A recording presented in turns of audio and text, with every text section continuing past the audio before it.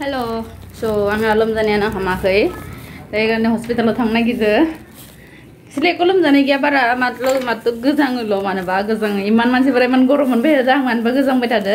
स' ओंखायनो नै मास्क गानखाबाय नै हेन्डफ्लाव बेबो गैया नै बिसोर प्लास्टिकनिसो दोङो इमान गरम जादो बापरे बाप दासो बेखौ गाननानैसो गरम जादो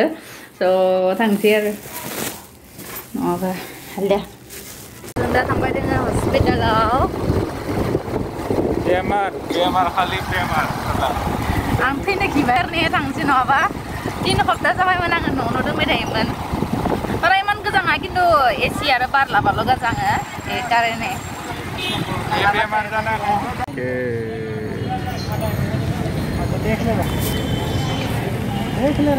स' जों नै हस्पिटालाव मोनफैबाय बेसां खमायनांगोन आरो एक्चुअलि मानसि नायजाबाय दोङो एखायनो एसे वेट खालामदो नै बाहेराव बेसे मानसि थाबाय थायो खान्थे खान्थे थानाङा होनना बुङो आरो बारासो खाथियाव थाबाय थायो एखायनो आङो लामायाव फैनानै थाबाय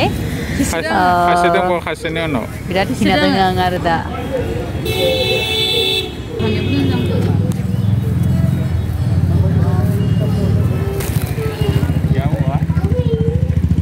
बिसोर खानिया नै देदला जना दोङो आं हारसिं थांनांगोन आं बिराद गिनाय मोनो डक्टरनियाव खाथियाव हारसिं थांनो गारनाय आंबो थांगौमोन दा बेटा नङाबा बेटाखौ मावलांनो खासेनि जावा खानै खाथाम जाबाय इकारने हस्पिटालाव थाङालासिनो न'आवनो हाबदों नंबाय नोंसोर जानाय लोंनाया मोजां जाया उल्टा बार बार हो गया सब ना चलो आजा थ' डक्टर देखाय जाना फैखाबाय नै आरो दा माबा खालामनांगोनो ब्लाड टेस्ट खालामनांगोनो स' लेबाव फैदो ब्लाड टेस्ट खालामनो कारने स' माने भितराव हाबनोनो होआखै एकदम पुरा बाहेरनिफ्रायनो खालामदो आरो औ बापरे आंथ' नै बिराद गिखादो आरो ब्लाड टेस्ट खालामजानो एकदम माने भितखेनो गसिं नांबाय थादों आरो इंजेक्शन लगाएगा बेटा देखो मामा को इंजेक्शन लगाएगा बेया गिखाबाय आरो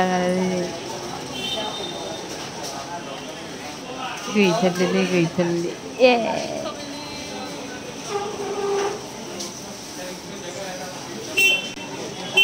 एक्चुअली आं नै दिरुंखौ बख'नाखै जाबाय नंना नायना लादोंमोन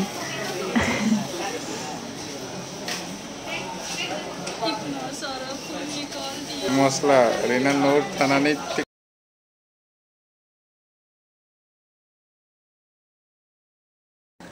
हेल' स' जों न'आव मोनफैबाय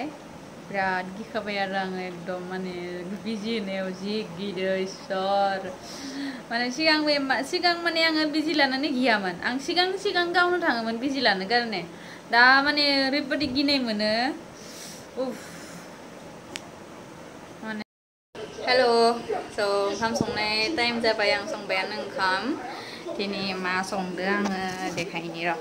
बिराद टेस्टि संदो आं दिनै खिन्थु आं मोनजाया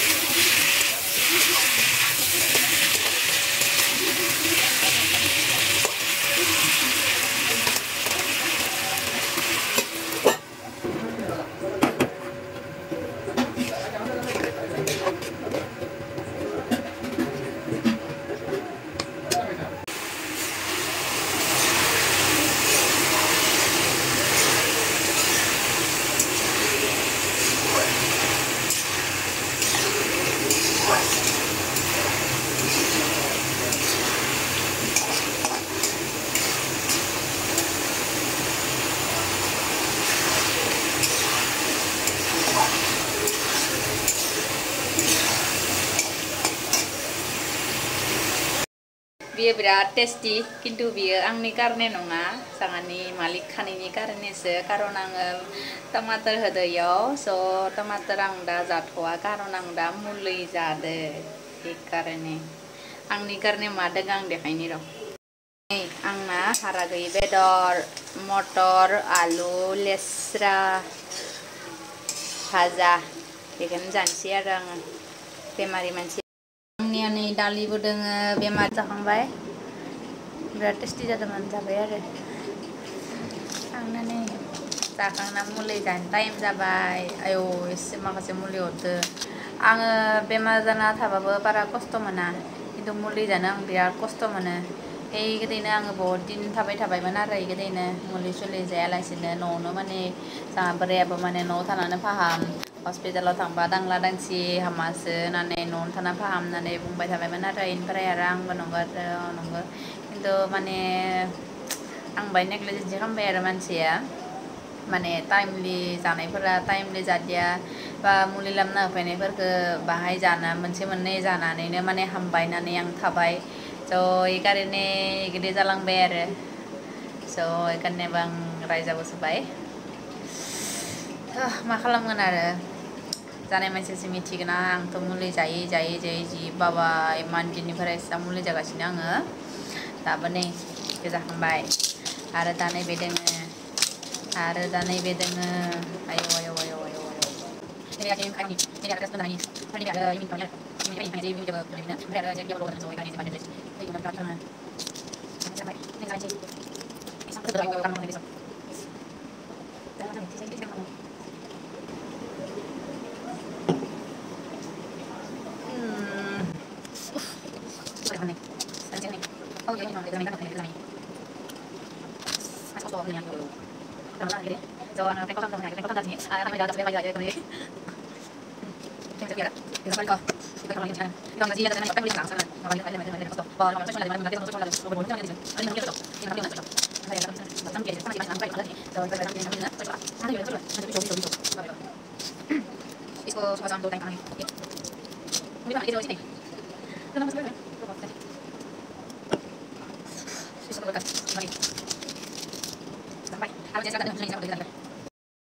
Hello, so